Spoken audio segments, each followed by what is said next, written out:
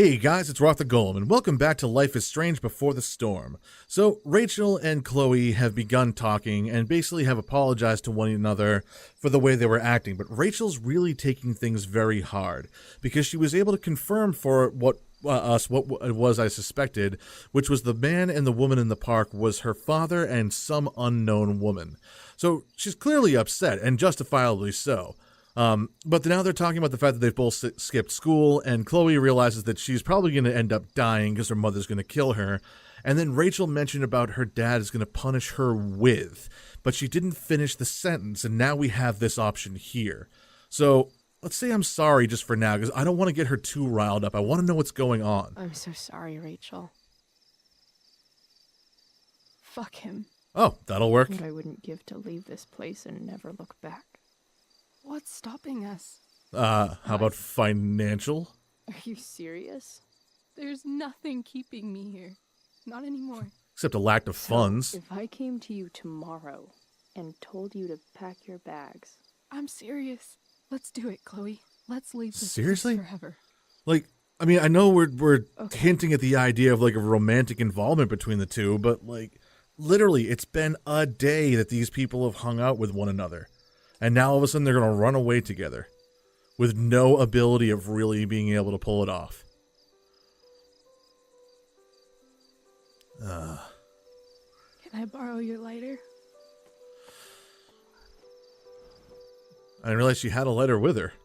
Although that does make sense. Please don't throw that in the trash barrel. Because I'm pretty sure that's not a brazier. Aw.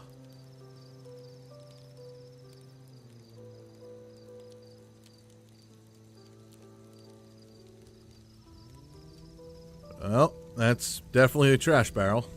And she just lit that whole thing on fire. Huh. So much for protecting the forest. We did sign that petition after all. Well, whatever.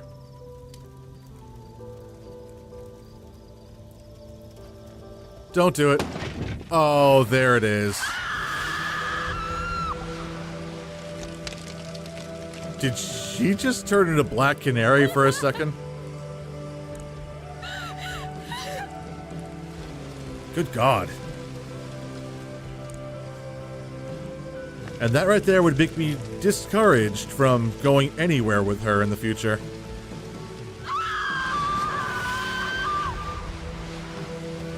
Alright, seriously, does Rachel have some sort of power too, like Max? Is that what I'm supposed to take away from this? Wait, is Rachel maybe directly connected to the storm then? Huh. We're getting a little existential here, a little supernatural, if you will. Huh. That's weird. Literally, every time she yelled like that, the wind did kick up.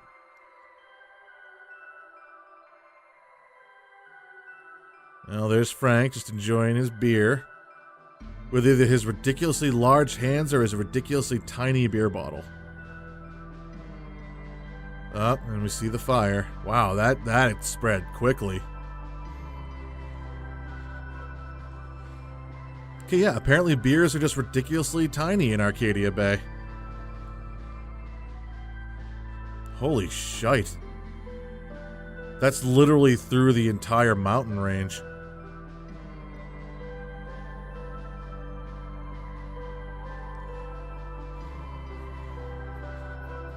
Huh.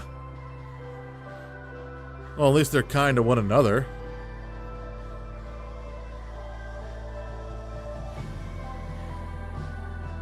Whoa. Oh, they're looking for Rachel. Okay.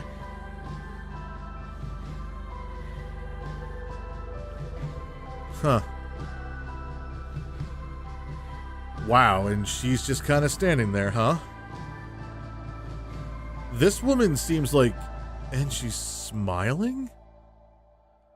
Alright, she's gonna play a bigger role, it seems. Alright, and that is the end of episode 1. Much I was kind of hoping it would happen sooner, but Awake, Dear Heart. Episode 1, Awake, Deck 9 games. Okay, so we're basically going to go through all the credits here, but if it's like the other ones, I should be able to skip over it. Let's reflect a little bit first, like I tend to do. So, David's with Joyce right now. Chloe is apparently very pissed off, as we've known for quite some time, because she hates David, she misses her father, and she's just basically entirely rebelled as a kid. And it really does seem like the death of her father is what caused this downward spiral. Max seems like she was the only one really kind of keeping Chloe grounded, and after she moved away, Max kind of became like aloof. They don't really seem to talk very much. So Chloe feels like she's alone, like she knows people, but she doesn't really have friends in her mind. And Rachel apparently was part of the past as well. It's because she recognized her off the bat, but they never really seemed to hang out. So now all of a sudden they've spent one day together because Rachel apparently does have a dark side as well. And just in this one day with her seeing like her father cheating on her mother, now all of a sudden she wants to run away. Chloe has been looking to get out of there for a while, it seems. So this is the perfect storm in a way of putting it, which is no pun intended. But it also seems like Rachel has some kind of ability on her own, because like we saw, we know Max can reverse time, yet we don't understand where the ability came from or why she has it. We also don't really understand how that's tied into the storm itself. Now it seems like Rachel has the ability to, I don't know, like conjure up the wind or something, because despite kicking over that trash can, like every time she yelled, the environment around her seemed to spread the fire. So I don't know what's going on with her, but I'm assuming that's somehow going to be connected to the storm itself. Because, I mean, the wind effect around the storm had the same effect as what was happening with the fire. I mean, again, this is just my idea here. I'm kind of spitballing. But now Rachel and Chloe have it in their heads that they want to run away, which is, like I said, kind of been their plan all along. So we'll see if they end up bringing that plan to fruition. I mean, they do obviously have to go home first, so we'll see what happens. And I'm interested in seeing where this goes. It's also nice to really get some background on Chloe, because now, like I said, I'm more sympathetic toward her.